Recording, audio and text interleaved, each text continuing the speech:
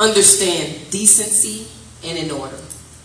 But I would never agree with segregation, cliques, or elitism. Did not the Father give the command to love? What was the exception? And he even specified these particulars. He said the poor, the widow, the fatherless, and those in prison.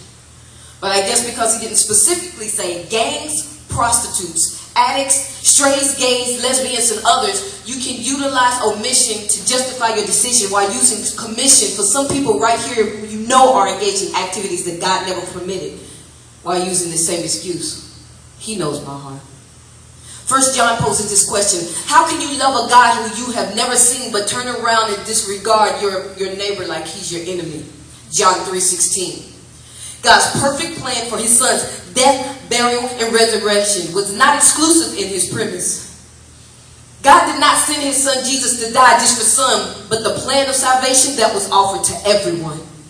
So let's change things up a bit. What if Jesus came down to earth and clothed himself in the flesh and came to visit your church in his Sunday's best? What if you didn't know it was him because he looked just like me and you? From the Bible standpoint, doesn't that look like something he could possibly do? What if he came through the church doors in a t-shirt and cutoffs and accepted your limp wrist shake, but then quickly kept on moving because you couldn't have the judgmental, I'm really not interested look on your face?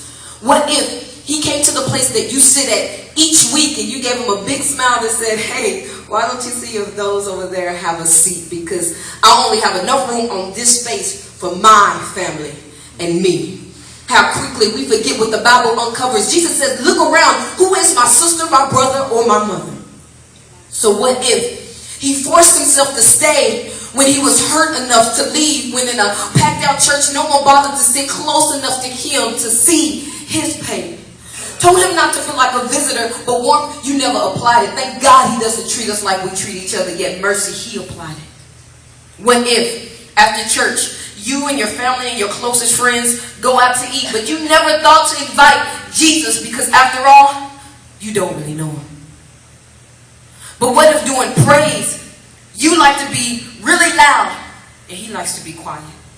Does that mean that Jesus' praise wasn't accepted? Because honestly, I'm just not buying it. But what if it's in reverse? What if he liked to be really radical and you don't? Does that mean only your low hum and your gentle rock was enough to be accepted in the heavenlies? I mean, just how arrogant could we possibly be? Sometimes we're so quick that we don't see people as a diamond in the rough. So we're quick to dismiss them because they don't look and act just like us. Every day we come across people that we could and should be showing the love of Christ to. And they miss Jesus, but they shouldn't because he's supposed to be in you. I love how the Bible says, saints beware, because you just may be entertaining angels unaware. So as I look at the church, I see that we're all made in his image, both Jews, both Gentiles, both bond and both freemen. So when I look to my left and I scan to my right, I understand that God loves his creation in spite of what we say and how we treat each other, because to Jesus we truly are sisters and brothers.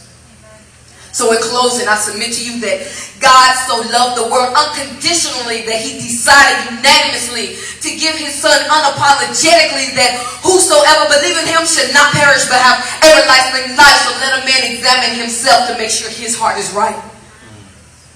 So when you reach the judgment day and you stand before the throne and you look around and people are there that you never thought would make it, don't be surprised. But if you are, direct to the Father this question. But let me prepare you for a possible statement.